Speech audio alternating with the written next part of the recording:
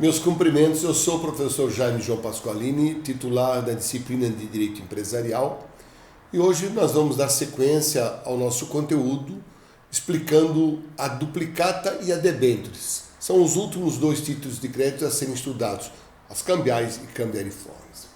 A duplicata é um título genuinamente brasileiro, né? Foi criado pela Lei 5.474, mas já estava previsto lá pelo Código Comercial de 1850. Ele é uma ordem de pagamento porque o empresário que emite é o sacador, o comprador é o sacado. É um título causal porque tem uma causa exclusiva. Somente empresários e prestadores de serviço é que podem emitir uma duplicata.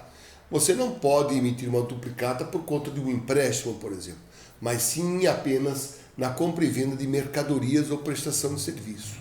É um modelo é um modelo vinculado, ou seja, o formato, o tamanho de uma duplicata obedece às regras da Lei 5.474. Portanto, você não conhece nenhum outro tipo de duplicata, só aquele tamanho.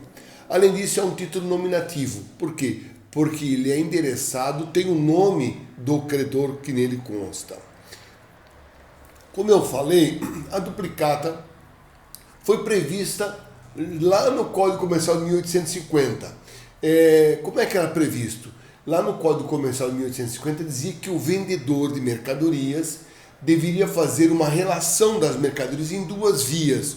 Uma que ficava com o comprador, assinada pelo vendedor, e uma ficava com o vendedor, assinada pelo comprador. Por isso, essa relação recebeu o nome de fatura, não é? Fatura, portanto, é a relação das mercadorias. Com o tempo, o fisco também exigia que o comerciante emitisse uma nota fiscal, isso pela legislação tributária. Depois, tinha que preencher também a relação, a fatura, que era exigida pela norma do direito comercial. Com o tempo, em 1970, eles juntaram esses dois documentos e o comerciante passou a ser obrigado, então, a emitir a nota fiscal fatura, que era uma relação das mercadorias, e por conta disso ele poderia emitir um título de crédito chamado duplicata. A duplicata, portanto, duplica as informações que estão na relação de mercadorias, falando do débito, quem é o credor e quem é o devedor. Com o passar do tempo também, a duplicata sofreu alterações. Ela foi se ajustando à dinâmica do comércio. Hoje você conhece a duplicata e não sabe por quê. Porque ela vem com o nome de boleto bancário. O boleto bancário está previsto lá no Código, na Lei 5.474, com o nome de indicação. Ou seja, essa indicação, esse papel, tem que ter todas as informações que constariam de uma duplicata. Hoje você protesta o boleto e não a duplicata propriamente dita. Veja bem, além de você ter a nota fiscal fatura, né, com a assinatura do comprador naquele canhotinho, aquela assinatura é o reconhecimento da dívida e por conta disso é emitido o boleto. Se você não pagar o boleto, o que vai acontecer? Ele será protestado, aquele recibo de entrega de mercadoria, mas o boleto é protestado, o nome é negativado e aí o credor pode entrar com o processo de execução. Lembra que eu falei do processo de execução? Nós temos dois processos que tramitam na justiça.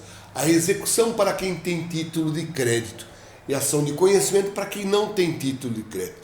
Lembrando que o processo de execução, o juiz manda pagar. Ele não pergunta se deve.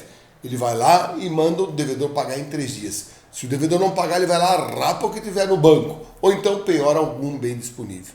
Se você não tem um título de crédito, uma duplicata, um cheque, uma nota promissória, então você tem que entrar com uma ação de conhecimento. Aí sim o juiz pergunta se deve ou se não deve, e aí segue o rito ordinário, que pode demorar alguns anos até obter uma sentença, que aí sim vale tal e qual aquela duplicata.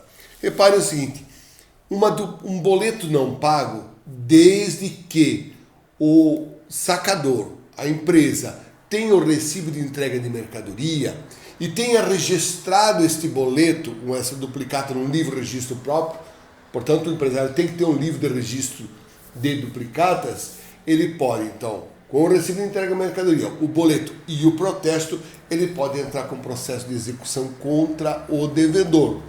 Contra os coobrigados, o prazo é 1 ano, mas para a ação de execução é 3 anos. E caso passou esses 3 anos, então ele tem 5 anos a contar do vencimento para a ação de conhecimento. Portanto, uma duplicata não paga no prazo de 3 anos, ainda assim pode ser cobrada através do processo de conhecimento. Nós falamos assim da duplicata. E vamos falar rapidamente da debentures. A debentures também é uma promessa de pagamento e tem uma causa exclusiva, ou seja, uma sociedade anônima que queira captar junto à população dinheiro para aumentar a sua fábrica ou para ter fluxo de caixa, ela pode tomar dinheiro emprestado do cidadão, né? Esse dinheiro emprestado, quando ela assina um documento, se chama debenture. Lembra que quando é um particular que assina um documento, uma nota promissória, quando pega dinheiro emprestado? Quando é uma empresa, ela assina uma debenture. O cidadão, o credor, vai esperar um período até poder resgatar o seu título e receber os juros desse período. Portanto, a debentures é um título emitido por uma empresa por um dinheiro emprestado do cidadão. Ela pode conter também a cláusula de conversível em ação. É uma garantia. Você emprestou dinheiro para uma empresa, recebeu a debentures, e se no prazo fixado não for paga, não for resgatada, aquelas tuas debentures se transformam em ações. Você passa a ser acionista daquela empresa. As sociedades anônimas de capital aberto podem fazer isso captando junto ao público.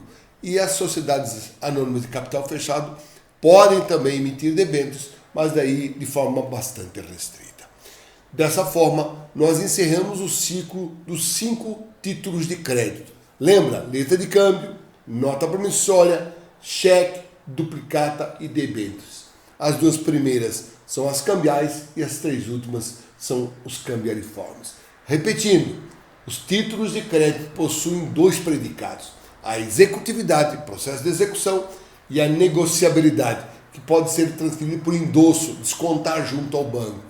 Além disso, eles possuem princípios, né, e uma classificação. Os princípios você lembra: a cartularidade, a literalidade e a autonomia.